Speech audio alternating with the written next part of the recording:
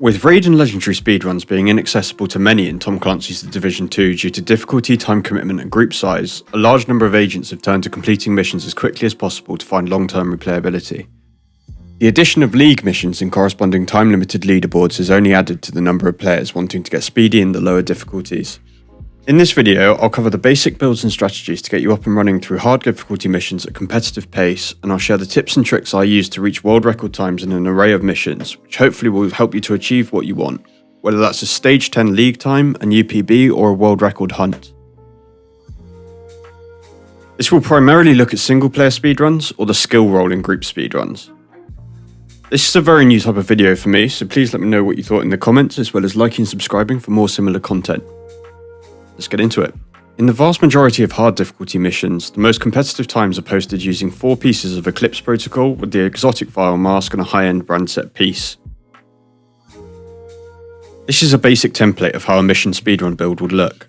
On this build I'm running 4-piece Eclipse rolled for status effects, the exotic vial mask and golden gloves rolled for skill tier, status effects, and we don't talk about that. All mods are skill haste. The on-kill spread to all enemies within 15 meters granted by 4-piece Eclipse protocol is key to putting down competitive time in most missions. In an ideal world, the fastest way to complete a mission would be to not stop running at all. Because Eclipse lets the status effects do all of the ad clear work for you, this can become a reality. So first up, the weapons. For weapons I'm running Lady Death and Test Subject. The Lady Death grants 20% increased running speed on kill, which will help you reach the next objective faster. It also has an 8% damage to armor roll, which will affect your skills and status effects while you're holding it, and the talent, which drives 75% amp damage after running for a short duration, can really help to clutch up some rooms where an escapee may have otherwise slowed you down. Every second where a room is clear of enemies but you're not on the next door is a needless second added to the final time. The Test Subject has the talent Perfect in Sync. This grants 20% skill damage for 5 seconds when you damage an enemy with your gun, and 20% weapon damage for 5 seconds when you damage an enemy with your skill. If both buffs are active simultaneously, the buffs are doubled, granting 40% skill and weapon damage. This gun is great for tankier targets like chungers and bosses, and works really well when paired with a burn sticky to stagger enemies. So then moving on to the gear. First off, the Vial Mask. The Vial Mask has the talent Toxic Delivery, which adds a debuff to enemies for 10 seconds after you apply a status effect, which is equal to 50% of your concussion grenade damage. This extra tick of damage will help to kill enemies faster. This build runs both the Eclipse chest and backpack for their talents. First off, the backpack. Because you're a one-man army, the 30% amplified weapon damage on status-affected targets is key to clearing rooms quickly, proccing the Lady Death buff and clearing boss or chunga rooms faster. Next up, the Eclipse chest. This is a key piece for hard difficulty speedruns, as it raises the base spread radius from 10 meters to 15 meters. This will allow your statuses to spread further and should mean that most rooms only require a single chem or sticky bomb to clear. Remember, any time you spend placing additional chems is time you're not running to the next objective. The 6th piece in this build, the high-end piece, can vary depending on the mission you're speedrunning. I'll cover a number of options which can help you to tailor your build to the exact mission you're running to gain an advantage. Whilst it might seem an alien concept, some missions benefit from losing a skill tier in favour of a red core. This red core makes it faster to acquire the Lady Death buff and can help to chew through tankier enemies faster. That said, if you're mostly running through rooms clearing weaker enemies without stopping in a mission, it's best to invest more into skill tiers to give your skills the extra edge. You'll also want the maximum damage and duration if you intend on killing tankier enemies with your skills alone. So, the high-end piece. First up, Golan, the catch-all, mostly best in slot staple for Eclipse builds. Golan gives 10% status effects, which affects both your status damage and status duration. For this reason, it's a very strong option and is probably the most used brand set in the speedrun community. Unlike me, you'll ideally have a Golan piece with status effects and skill damage rolls on so that you can reroll the core to yellow, although as shown here, the skill damage / haste roll isn't really necessary and you can get by without it. If you're feeling overwhelmed by the number of options or you don't know what's best for your strategy, I'd just run Golan, it can't go wrong. Next, contractors can be best in slot for missions with a higher number of armoured veteran, elite and named enemies. These gloves come with an 8% damage to armour roll, which is multiplicative and affects both explosive skills and status effects. You'll want a status effect roll in the 3rd slot, and ideally the flexibility to roll these red/yellow core as you clear different missions. Finally, Wyvern. I won't talk too much on Wyvern as it's very rarely the best in slot piece for Eclipse, but I thought it would be worth a mention. Wyvern would be utilised on situational strategies. For instance, if you were to run a Stinger Hive, that could help to min-max the time to kill.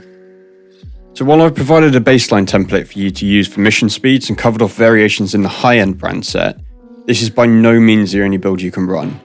Eclipse is objectively best in slot for the vast majority of low difficulty speedruns, however there can be relatively substantial variation within that, even running a 4-piece gear set. Looking firstly at exotics. So the Vial is huge for damage output and can help to fine-tune time to kill to the point where you're clearing content at lightning speed, but is it always best in slot? Of course it isn't. Sounds obvious, but the best in slot exotic for Eclipse builds in a speedrun context is the one that achieves what you need it to do in the fastest way possible. For example, do you need a sudden burst of damage to crack and kill a tanky Chungo or armor-plated boss? Run a Dodge City. Your damage to gemmer adds will suffer a bit, but you'll be able to do something you otherwise couldn't, so the change is justified. This same common sense methodology can be applied to many other situations. The world is your oyster, and whatever gets you through the mission fastest is the best option. In a similar vein, weapons are also not locked to just 2 viable options. I believe that at this point most of the community understands different weapon choices well enough that I don't need to cover them all off, but as a few examples. In missions where you have no opportunity to get Lady Death procs, and/or will be doing a lot of mindless W or left thumbstick forward holding, you could consider running a shotgun within sync. Shotguns have the ability to roll both damage to armor and damage to targets out of cover, both of which affect this build in one way or the other. In missions when you're stood in one area and need to kill tanky enemies fast, why not switch Lady Death for Scorpio? That said, be very careful with equipping Scorpio unless you have a very good reason to do so. It's undeniably a very fun gun to use, but it isn't fast to kill things, and speedrun utilities would mostly only be aimed at using the 20% amp team debuff awarded at 7 shots. Hopefully the build overview has provided you with a good basis to go away and start putting together. Remember that the key overarching point is one of self-awareness and common sense. What's best to use will depend on the situation and the strategy you think up. Whilst there's always a best in slot option for a strategy, strategies are constantly evolving, so subsequently the option is too. So now that we've got the build, let's cover some core speedrun mechanics, tips and tricks to help you achieve your goals. Before we cover strategies, it's worth reviewing what a speedrun is and how they get verified in the division. Put simply, speedrunning is the act of completing an activity as fast as possible. Categories can introduce limitations on that. For instance, runs in a glitchless category can't use strategies which take advantage of mechanics that aren't quite working as intended. In general, Division 2 speedruns only have one category, any percent, whereby glitches and bugs are allowed to be taken advantage of as long as you cross the finish line. Division 2 runs are currently verified based on the end of mission timer screen, although there's margin to change this in the future to an RTA approach, where runs are verified only on the time they spent actually playing the game. This means that load times would be irrelevant, which could help to level the playing field cross-platform. Now that we've covered off what a speedrun is and how speedruns are verified, let's have a look at what you need to do to pull them off. Firstly, let's look at the 2 skills we discussed earlier, Burn Sticky and Fire Chem. How you use your chem launcher is important. You need to maintain enough chems to keep going, but also make sure you cover all spawns. Additionally, you need to judge which enemies require chems versus which require sticky bombs. To review the core functionality of the chems and release something that's seemingly a lesser known fact, let's look at what it does. You press your skill button to draw the chem, then you point it and shoot it. This leaves a gas cloud on the ground.